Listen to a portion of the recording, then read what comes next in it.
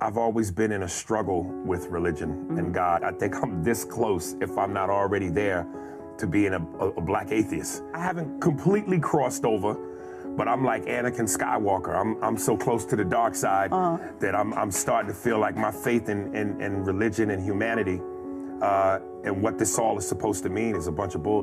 And I just don't understand how we as a people historically put so much faith into this thing called God, but yet for 400 years we were in chains. For 400 years we prayed. For 400 years, black people have a saying in church where we go, the pastor comes out and he goes, God is good, ain't he? And we say all the time, all the time. God is good. All the time. 400 years, all the time. The 60s, all the time. The 4 black girls that died in the church bombing in Alabama, all the time.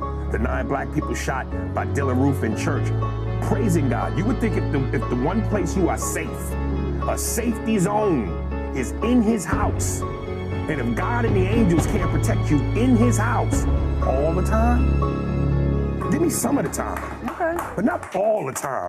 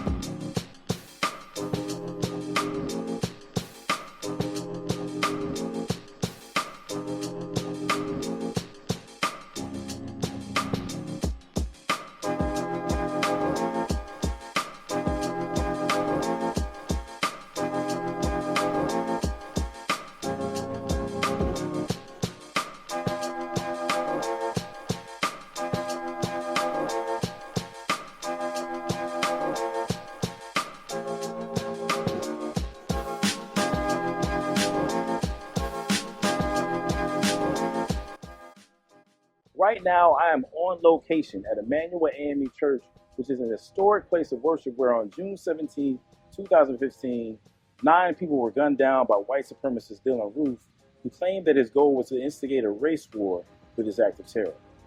When the story first broke about this mass shooting, like so many others, I was heartbroken.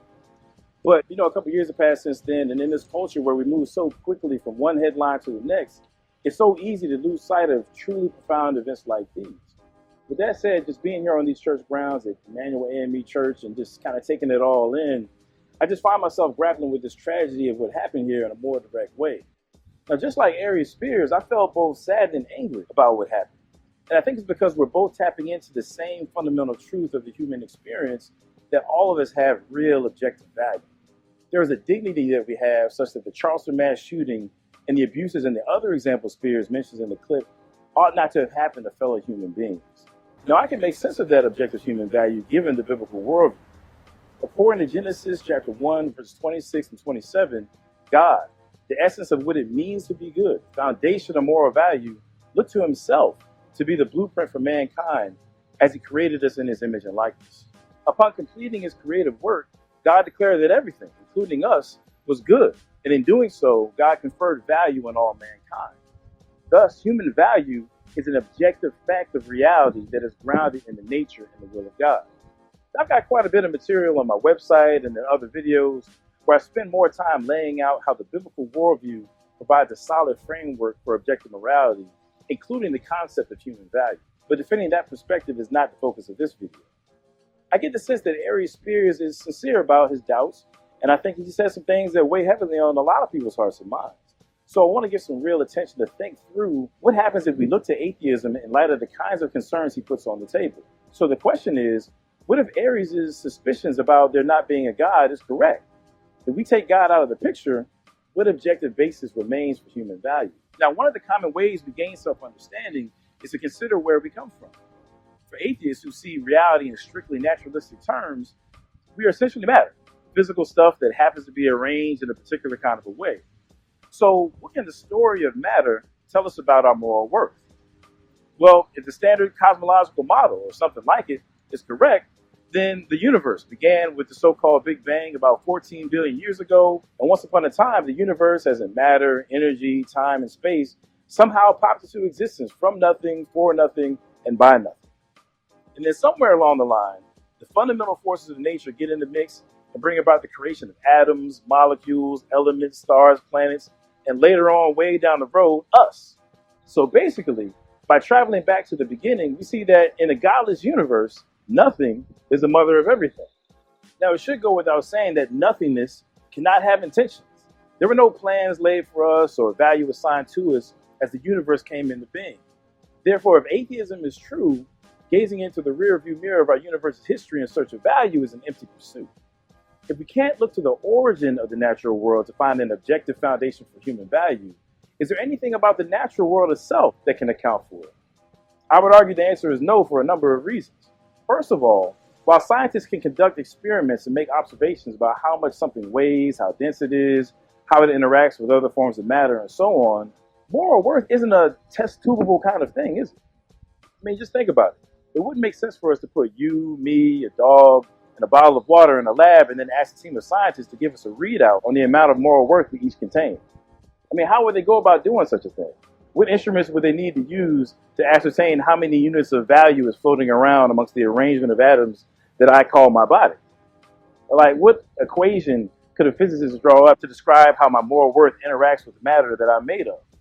Now, I'm sure those scientists could give us a nice breakdown of how hydrogen combines with oxygen atoms and those simple forms of matter team up to make a more complex material we refer to as water. But how did the atoms I'm made of come together to bring about the immaterial stuff we call moral worth? Now, maybe those questions sound kind of silly, but it illustrates the fundamental point that moral worth is not a natural feature of matter. Through the sciences, we have access to the kinds of natural facts I just alluded to, which are essentially descriptive of the world. They simply tell us about the world as it is.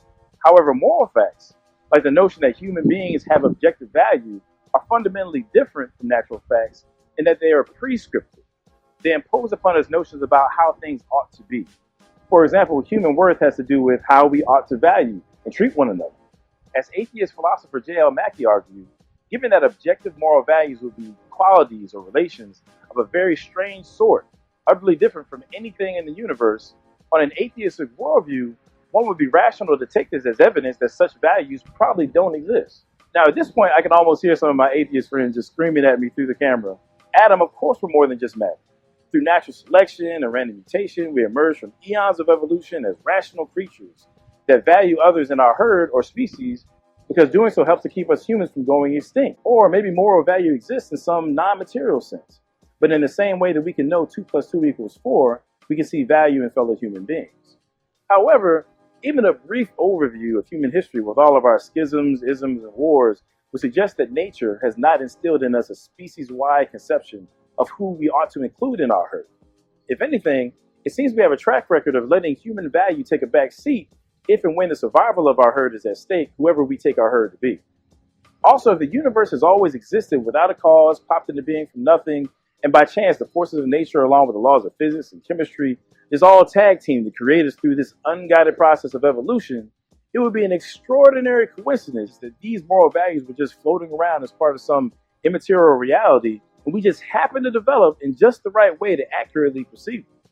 That scenario is highly unlikely, or dare I say, miraculous. Now, much more can be said about this, and for anybody who wants to know more about it, I'll be sure to leave links in the description to some resources that may be helpful. But for now, I'll simply note that for reasons like these, one can reasonably affirm that if God does not exist, there is no ground for objective human value. And if that's the case, then as much as I can relate to Aries Spears about how human sufferings like the mass shooting here at Emanuel AME Church are a tough aspect of reality to chew on, turning to atheism in light of these things leaves us empty-handed, in the sense that we would have to abandon a solid foundation for human value that makes sense of why these things are troubling in the first place. If there is no solid foundation to ground the moral worth we humans have, then all the people Spears is concerned about, indeed all of us humans, have no value. So whatever tragic thing happens to us just happens, and that's all there is to it. Any sorrow or internal struggle we experience related to the sufferings of others is really just a product of an illusion of objective human value that evolution or social programming has imposed on us. But we know better than that, right? We know that Spears is right about the fact that enslaved persons should not have been enslaved. Those girls should not have lost their lives in that Alabama church bombing. And Dylan Roof had no right to take the innocent lives of those people here in Charleston because all of those people had real objective value, such that they deserved better treatment than them. But if atheism can't adequately account for human dignity, then for Aries Spears, or maybe some of you watching this video who are considering becoming an atheist, it seems to me that the reality of objective human value gives us good reason to say, nah. While I may not have everything figured out when it comes to human suffering and all that, I know atheism has nothing to offer in that regard. I remember growing up, the old folks would always say, if you haven't been through nothing in life, just keep on living. Now, why'd they say that? Well, because pain and suffering are all around us and seem to find their way into our lives one way or another. So grappling with the reality of evil and suffering is just one of those topics that hits you right where you live. And while it's impossible to cover all the bases of a subject like this in a 10-minute video, like I said before, I just wanted to touch on a few things that maybe you just hadn't considered.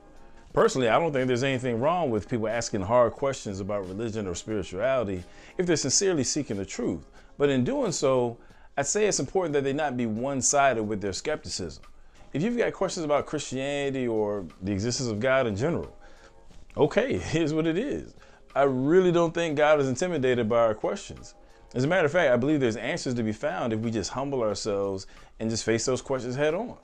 But in the midst of all that, I'm just saying you got to keep that same energy with questioning atheism and considering the implications of that worldview when it comes to the things that really matter in life, like morality, human value, and dignity in the midst of suffering.